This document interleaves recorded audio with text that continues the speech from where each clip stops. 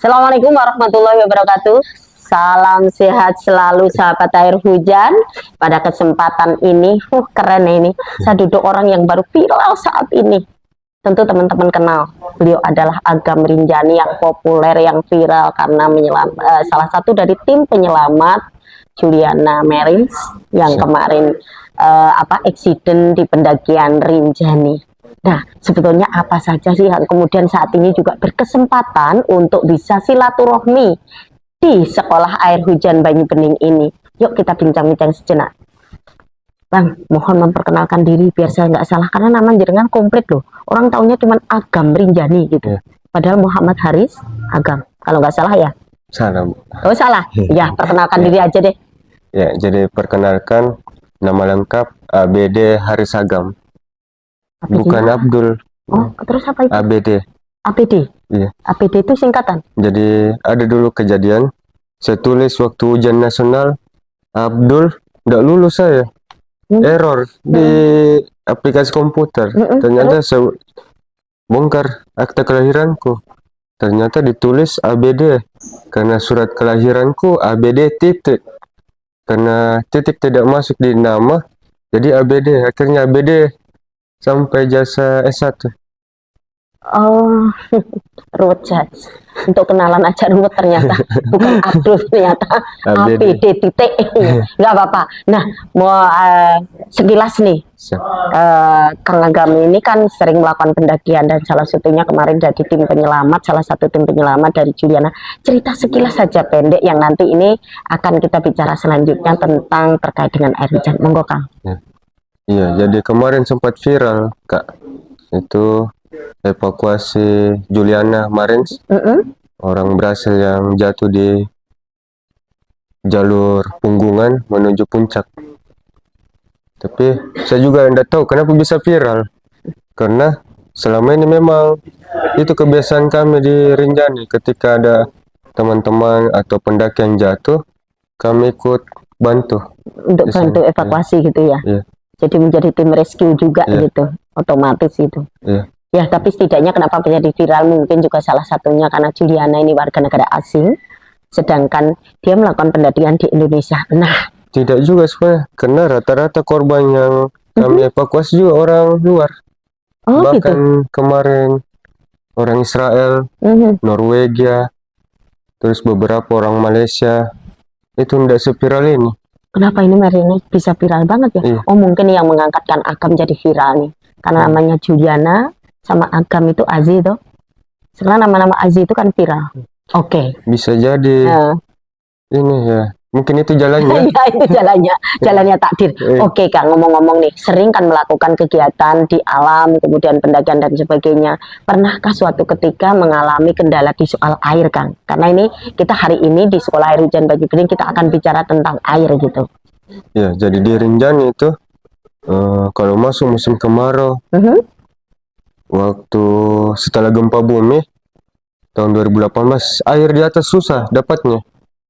Mungkin karena tanahnya bergeser dan beberapa mata air kena tertimbun di mata air, akhirnya airnya tidak keluar. Nah, kemarin beberapa kali teman-teman porter dan guide, termasuk teman-teman relawan, menggali lagi, mencari sumber air, memindahkan sumber air dan menampung tetesan-tetesan air, dijadikan satu masuk ke dalam. Awalnya pakai ember-ember. Nah, kami diskusi sama orang Taman Nasional, akhirnya mengirim tandon ke atas 250 liter. Iya, yang tandon kecil itu, toren. Kemudian disitulah tertampung air. Tapi kalau di musim kemarau, airnya habis, tidak mencukupi, kurang, terbatas banget karena antrian panjang. Jadi salah satu dampak dari gempa bumi 2018 itu mengakibatkan banyak mata air yang mati, sehingga ini berdampak pada ketersediaan air masyarakat, kira-kira gitu ya. Air buat pendaki. Oh, buat pendaki, mohon maaf, buat pendaki. Dan ini tentunya juga akan berdampak dong nanti di banyak hal ya, termasuk salah satunya kalau bicara sampah mungkin ya. Karena manajemen di situnya juga berpengaruh. Jadi, juga ya. Air kurang di Gunung Rinjani, manajemen pendakian harus betul-betul ketat. Kalau tidak, bisa pendakinya tidak makan, karena untuk memasak butuh air. Dan itu betul-betul mengantri, dan kita berlomba-lomba siapa duluan ngantri di mata air. pernah kami dapat itu 12 jam ngantri mata air untuk dapatkan Dapatnya satu berapa? botol. Oke, hari ini Kang Agam sampai di sekolah air hujan Bani Bening dan tahu bahwa semua yang kita kelola ini adalah air hujan. Apa yang ada di dalam pikiran Kang Agam, gambaran Kang Agam terkait dengan ini? Ya, dengan ini tadi saya berpikir kenapa tidak air hujan yang ada di Rinjani ditampung, termasuk di desa-desa, tampung kemudian diolah untuk minum atau buat untuk Masak. mandi, masak, sampai untuk kebutuhan di pertanian. Saya kira bisa dilakukan di Rinjani karena tanahnya banyak. Jadi perlu diketahui Kak, kalau di Sembalun beberapa daerah ada mata airnya. Kayak Sembalun Bumbung, airnya melimpah. Tapi masuk ke tengah Sembalun, apa namanya, desa Sembalunnya itu mulai berkurang. Kemudian masuk ke Sajang lebih-lebih berkurang karena sistem yang terjadi di sana. Bagaimana ya? Jadi ketika ada sumber mata air, anggaplah kami yang beberapa kelompok yang membiayai untuk mengambil mata air. Jadi di pipa itu cuma kelompok itu. Nah, kelompok lain lagi mau nambah pipa lagi. Jadi banyak pipa di satu mata air ini. Kenapa tidak satu ini? Satu pipa aja kan? Harusnya seperti itu. Ternyata ada beberapa kebiasaan budaya-budaya orang di Lombok yang komunal. Jadi hanya sekedar kelompoknya saja yang melakukan itu dan Maka kelompok itu yang harus dapat manfaat, Iya, kira-kira gitu. iya. Oke, culture masyarakatnya begitu. Iya. Nah, ini terkait dengan gambaran ada air hujan di Sembalun juga, di Rinjani ada air hujan yang hujannya juga saya rasa curah hujannya juga cukup. Iya. Kemarau di sana juga berimbang, kira-kira gitu. Nah, potensi ini kan sangat sangat potensial untuk menyelesaikan permasalahan air di pendakian, kira-kira begitu. Apakah akan ada gambaran ke depan harapan Kang Agam apa sih Iya. itu? Jadi kalau di Rinjani kemarin sempat memberikan diskusi ya, membuka diskusi dan itu disepakati bahwa ke depan bakalan ada sumber-sumber mata air yang dibuat secara manual ya, bukan secara alam.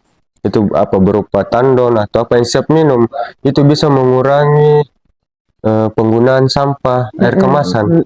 Jadi ketika naik tidak perlu lagi bawa air mineral yang lumayan harganya Cukup dan bawa berat tumbler. berat. Itu bisa kita cuma bawa tumbler, ngisi dan Refill setiap tapak pendakian, setiap pos pendakian ada. Iya.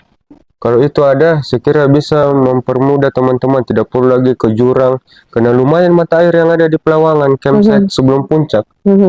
Bahkan hampir tiap saya naik ke Pelawangan selalu ketemu pendaki, "Bang, di mana mata air?" "Oh, di bawah sana, di bawah sana." Termasuk 3 hari yang lalu, 4 hari yang lalu, kami mau puncak, mau kemana? Mana mata air? Oh, ini sudah jam berapa? Orang yang harusnya sudah naik baru mereka prepare cari mata air, kan mengganggu banget manajemen pendakian ini. Jam Dan berapa mau naik? Dan ini berpotensi banyak hal ya kira-kira Dan begitu. menuju lokasi mata air kan lumayan sulit. Itu baru mau ngambil air, belum ke puncaknya. Habis duluan tenaganya, baru sampai di puncak. Bahkan bisa ndak sampai puncak. Pernah kejadian kami antar tamu, kami tunda pendakian 1 malam. Gara-gara Ngantri air. Airnya berapa? 6 jam baru datang. Kami belum masak. Akhirnya kami bersepakat, mata air tunggu, extend 1 malam, nanti ada air besok baru betul-betul naik ke puncak. Karena kalau ndak begitu, apa mau diminum menuju puncak? Perjalanan masih 5-6 jam.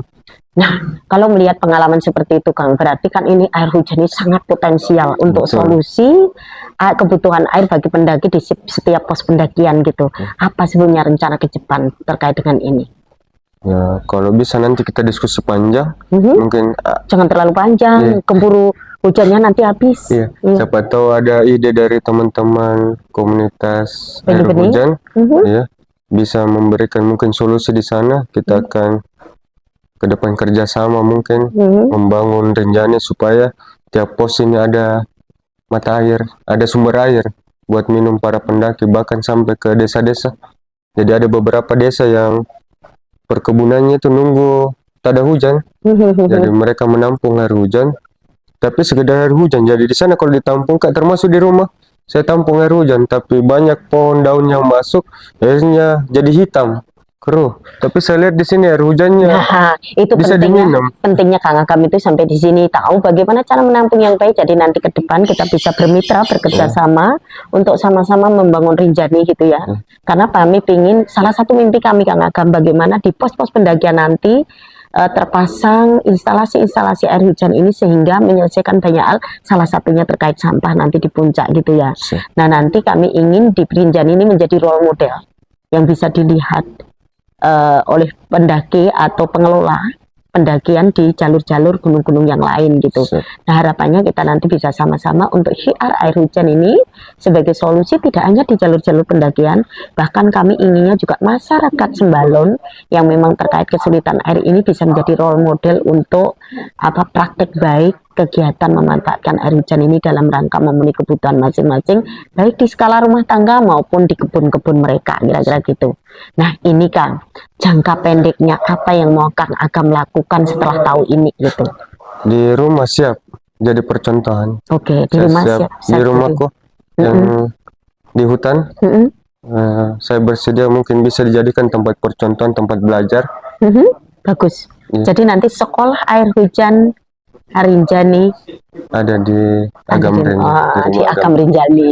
Nah, ini teman-teman, ini hari ini bincang-bincang kita luar biasa menarik bahwa kita tahu air ini menjadi unsur yang paling mendasar di seluruh aspek kehidupan kita, tidak terkecuali pendaki yang mau melakukan pendakian di puncak. Dan ternyata problem air terjadi di mana-mana di daerah pendakian. Nah, salah satu solusi yang bisa kita manfaatkan adalah bagaimana memanfaatkan air hujan dan mengelola dengan baik. Maka nanti yang akan kita lakukan adalah sistem lumbung air, sehingga ketika kemarau nanti kita tidak lagi bingung soal air untuk memenuhi kebutuhan kita sehari-hari, baik untuk skala rumah tangga, jalur pendakian maupun di perkebunan. Nanti kita bisa diskusi lebih lanjut ya Kang. Siap. Terima kasih atas kehadirannya, ini menjadi energi positif banget buat kami. Kehadiran Anda itu kayak mimpi ya, nggak nyangka aku sama orang viral gitu. Nah, hari ini betul, semoga kehadiran Kang Agam yang ingin merepresentasikan, mau mengaplikasikan praktik baik air hujan ini nanti di lereng Rinjani, terutama di jalur-jalur pendakian dan di rumah-rumah masyarakat ini menjadi contoh baik bagi masyarakat, tidak hanya di Lombok saja, tapi seluruh masyarakat Indonesia. Kita tahu bahwa satu langkah ini, langkah permanen ini bisa menyelesaikan banyak permasalahan. Kita bisa safety air kita punya lumbung airnya, kita bisa memotong mata rantai botol-botol air kemasan. Terima kasih, semoga menginspirasi. Kang, kaosnya ini kan bacaannya ngombe banyu udan ben ora edan. Artinya apa? Artinya ini kita ada tagline kita ngombe banyu udan ben ora edan. Minum air hujan biar kita tidak gila. Iya, tidak gila karena mikir harus antri 6 jam nunggu satu botol air gitu. Berarti bahasa Inggrisnya drink rainwater, you know crazy. Iya, pokoknya bahasa Inggrisnya Anda saja deh gitu. Kalau bahasa ininya, bahasa Lomboknya apa? Saya kurang paham. Oh, kurang paham juga, saya lupa kalau beliau orang Makassar gitu ya. Ya, terima kasih atas kebersamaan sore ini. Semoga ini menginspirasi banyak pihak dan menginspirasi kita semua. Langkah kecil kalau kita lakukan terus-menerus akan menyelesaikan permasalahan kita bersama. Selamat sore, salam sehat selalu dan salam air hujan. Salam air hujan.